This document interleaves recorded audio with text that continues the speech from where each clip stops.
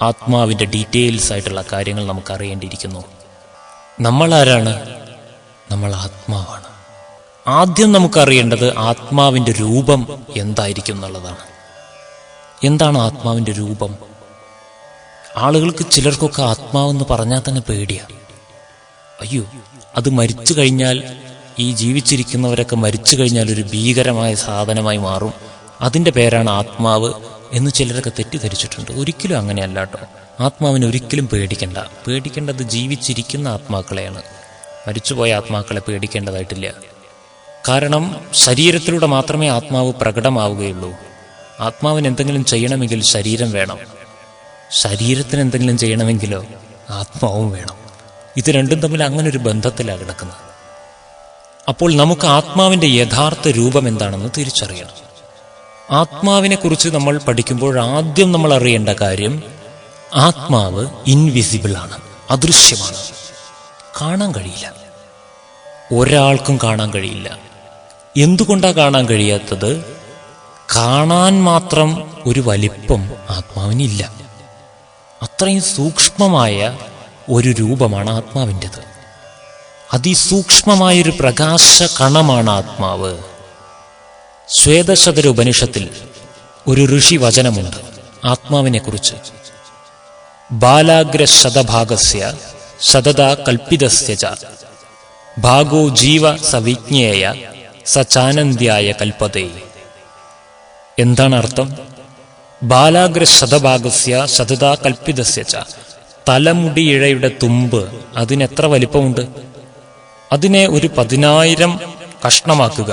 ആ വലിപ്പത്തിന്റെ 10,000-ത്തിലൊരു അംശം വലിപ്പം എത്രയുണ്ടെന്ന് നമ്മൾ സങ്കല്പിക്കുക. ഇത്രയുമുള്ളൂ ഒരാത്മാവിന്റെ വലിപ്പം. ആത്മാവിന്റെ വലിപ്പത്തെക്കുറിച്ച് പറയുന്ന ശ്ലോകമാണത്. അതിസൂക്ഷ്മമാണ്, എത്രയോ ചെറുത്. ഇതിനെ പിന്നെ കാണാൻ പറ്റുമോ? അദൃശ്യമല്ലേ? അദൃശ്യമായിരിക്കയാൽ, സൂക്ഷ്മമായിരിക്കയാൽ മറ്റൊരു ആത്മാവിൻ്റെ പ്രധാനപ്പെട്ട വശം ചിന്തിക്കേണ്ടിയിരിക്കുന്നു. അത് അനശ്വരമാണ്, നാശമില്ല. അതിസൂക്ഷ്മമായതുകൊണ്ട് അതിന് നാശമില്ല. 2 കാരണങ്ങളുണ്ട്.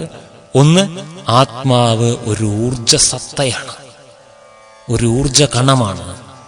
ഊർജത്തിന് നാശവും നിർമ്മാണവും ഒന്നും സാധ്യമല്ല എന്ന് ഊർജ സിദ്ധാന്തം, സയൻസ് നമ്മളോട് പറയുന്നു. ഇനി മറ്റൊരു കാര്യം, അത് സൂക്ഷ്മമാണ്, അതുകൊണ്ട് അതിന് നാശമില്ല. ഒരു വസ്തു സൂക്ഷ്മമാകും തോറും നാശത്തിൽ നിന്നും രക്ഷപ്പെടുന്നു. ഒരു ഉദാഹരണം നോക്കൂ. ഒരാന വീണ് കഴിഞ്ഞാൽ അത് മരിച്ചു എന്നാ പറയുക. പിന്നെ ആന വീണ പിന്നെ കഷ്ടാണ് അത് തുടർന്ന് ജീവിക്കുക എന്നുള്ളത്.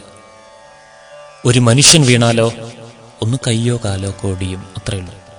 ഒരു പൂച്ച വീണോന്നിരിക്കട്ടെ, അതൊരല്പസമയം അവിടെ നിന്നിട്ട് റിലാക്സ് ആയിട്ട് പോകും. പിന്നെ ഒരു ഉറുമ്പ് വീണാലോ ഒന്നും സംഭവിക്കില്ല.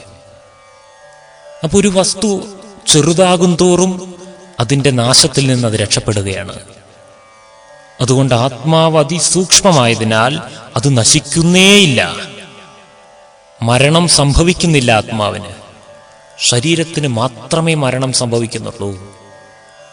അതുകൊണ്ടാണ് ഭഗവത്ഗീതയിൽ പറയുന്നു ആത്മാവിന്റെ അനശ്വരതയെക്കുറിച്ച്, ന ജായതേ മ്രിയതേവ കദാശ്ചി നായം ഭൂത്വാ ഭവിതാവ ന ഭൂയ അജോ നിത്യശാശ്വതോയം പുരാണോ ന ഹന്യതേ ഹന്യമാനേ ശരീരേ. നാശമില്ലെന്ന് പറയുന്നത്.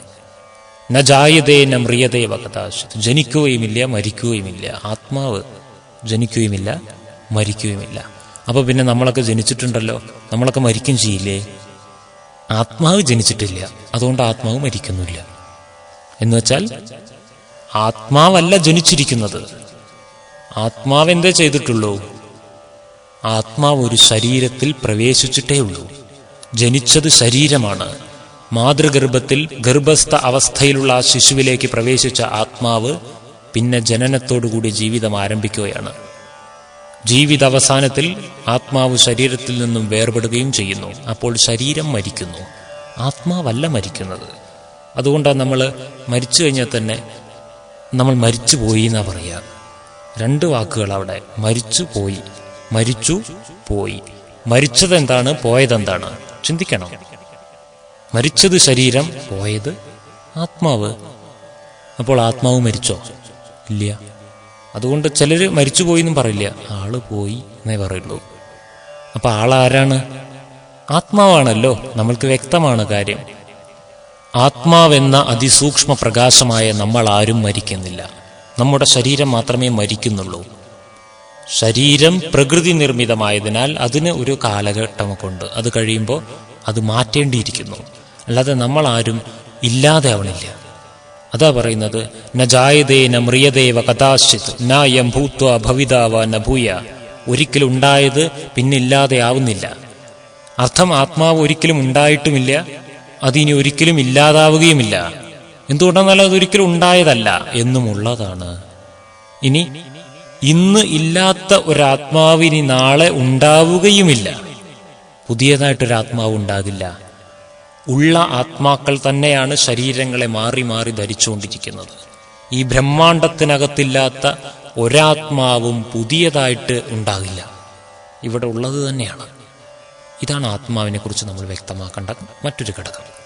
ആത്മാവ് സ്ഥിരമാണ്. ഈ പ്രപഞ്ചത്തിൽ, ഈ ബ്രഹ്മാണ്ടത്തിൽ എന്നെന്നുമുണ്ട്. അത് ശരീരത്തെ ധരിച്ചാലും ധരിക്കുന്നതിന് മുൻപും ധരിച്ച് അതിനെ അഴിച്ചു വച്ചതിന് ശേഷവും ആത്മാവ് നിലനിൽക്കുന്നു. ഇത് നമ്മൾ മനസ്സിലാക്കേണ്ട വിഷയമാണ്. അപ്പോൾ ആത്മാവിന്റെ രൂപം നമ്മൾക്ക് വ്യക്തമായി, ആത്മാവിന്റെ അനശ്വരതയെ നമുക്ക് വ്യക്തമായി. ഇനി നമുക്ക് മനസ്സിലാക്കേണ്ടത് ആത്മാവിന്റെ സ്ഥാനം